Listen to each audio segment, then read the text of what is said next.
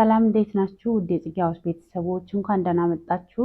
ቻናሉን ላይክ፣ ሰብስክራይብ በማድረግ ኮሜንት እየጻፋችሁ ለብዙዎች እንዲደርስ ሼር በማድረግ ቤተሰብ ሁኑ እያልኩኝ ዛሬ የመጣሁበት ጉዳይ በመጀመሪያ ቬሮኒካ አዳነ ስላሸነፈች ደስ ብሎኛል። ለሁለተኛ ጊዜ አፍሪካ ላይ በተደረገው ውድድር አሸንፋ በድጋሜ ኢትዮጵያን ከፍ አድርጋ እያስጠራች ያለች ወጣት ናት። በጣም ነው ማደንቃት፣ በጣም ነው መወዳት። ከዚህ በፊት ማውርቻችኋለሁ እና ደስ ብሎኛል። እንኳን ደስ አላችሁ። ያው እንኳን ደስ አለሽ እያላችሁ እንግዲህ ሀሳብ አስተያየታችሁን ኮሜንት ላይ ያስቀምጡ።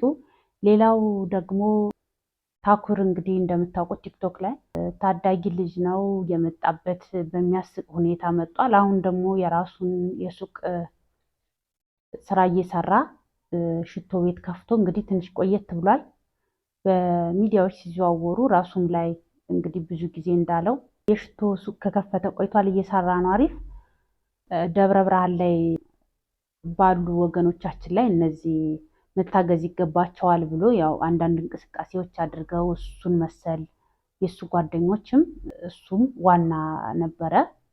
እንግዲህ ደብረ ብርሃን ላይ ችግር ላይ ያሉ ወገኖችን በማገዝ ሂደት ጥሩ እንቅስቃሴ አድርገሃል በሚል አቶ ወርቁ አይተነው እንግዲህ ቃል ገብቶለት ነበረ። የመኪና ዛሬ ነው ትላንት ያየሁትኝ ጉቺ የምትባለው ልጅ ላይ ዱባይ የምትኖረው እሷ እንግዲህ አሪፍ መኪና ተገዝቶለት እንደሆነ ደውላ አስታወራው።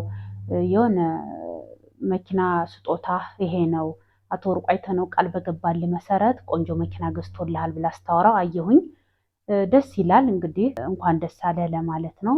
ያው ጥሩ ስትሰሩ ፈጣሪም ይከፍላችኋል እና እሱ እንግዲህ ሰዎችን ለመርዳት በጥሩ በቅን ልቦና ሰዎችን ለማገዝ ጓደኞችንም አንዳንድ በጎ አድራጎት የሚሰሩ ሰዎችም ጋር ሆኖ እነዛን ምስኪኖች እንግዲህ ያ ነገር ከተፈጠረ ቆይቷል። ግን ብዙ ከዚህ በፊትም እንዳወራንበት ቆይቷል። 1-5 ዓመት ሆኖታል። ደብረ ብርሃን ላይ ያሉ ተፈናቃዮች እና ችግርተኞች ብዙ ሽፋን አልተሰጠውም እንጂ ቆይቷል ችግሩ። እንግዲህ ግን አንዳንድ ታዋቂ ሚዲያ ላይ እንግዲህ ቲክቶከርም ይሁን የሚዲያ ሰዎች ጠይቀዋቸዋል፣ ግን ብዙ ትኩረት አልተሰጠበትም። አሁንም ቢሆን የሳምንት ወሬ ሆኖ አልፏል። ቀጣይነቱ ብዙ ነው። ምክንያቱም በየቀኑ መመገብ አለ፣ የንጽህና መጠበቂያ ነገር ያስፈልጋቸዋል፣ ምግቦች፣ መጠጦች፣ ብዙ ነገር አይደለም። ያው መሰረታዊ ነገር ብዙ ነገር አለ፣ ግን አሁንም ትኩረት አልተሰጠውም። ያው ግን እግዚአብሔር ይመስገን መቼም የነበረው እንቅስቃሴ ጥሩ ነው። እንግዲህ ዘላቂነት ያለው መፍትሄ እስኪመጣ እዛ ላይ ጥሩ ተሳትፎ በማድረጉ ምክንያት መኪና ቃል ተገብቶለት ነበረ። እንግዲህ ቃሉን በተግባር ያሳየ ይመስለኛል። እንግዲህ እጁ ላይ እስኪገባ ድረስ ደግሞ እናያለን። ብቻ ዱባይ ላይ አሪፍ መኪና ተገዝቶለታል ብላ ስትናገር ሰምቻት ደውላም ስታወራው ስለሰማው ነው። እንግዲህ ብዙዎቻችሁ አይታችሁት ሊሆን ይችላል። ያው እኔ ደስታውን ለመግለጽ ያክል ነው። እንኳን ደስ አለ ታኩሬ ለማለት እፈልጋለሁ። ሌላው መነጋገሪያ የሆነው እንግዲህ አዲስ አበባ ላይ ትልቅ የሰርግ ድግስ ነበረ፣ በሚሊዮኖች የወጣበት ዲኮር፣ ምግብ፣ አለባሳት፣ ብዙ ነገሮች የወጡበት ሰሞኑን መነጋገሪያ ሆኗል። እንግዲህ ትልቅ ድግስ ነበረ፣ ትልቅ አዳራሽ፣ የዲኮር፣ የዲጄ፣ የምግብ ተከፍሎ ቀብዶች ብዙ ፕሮሰስ ከተደረገ በኋላ ድግሱ ሳይደረግ ተጠናቋል ማለት ይቻላል። ምክንያቱም ሙሽራዋ ሽማግሌም ተልኮ ትጠይቃለች ተብሏል። እንደተወራው ሰርጉ ከመሆኑ በፊት እንግዲህ ተነጋግረው ምናምን የወሰኑት ነገር ነው። ሙሽራው ሊያገባት የነበረው ሰው ውጭ ሀገር ብዙ ዓመት የኖረ ብዙ ዓመት ጓደኝነት እንደነበራቸው ተነጋግረው እንደወሰኑ ሰርጋቸው ተወርቷል።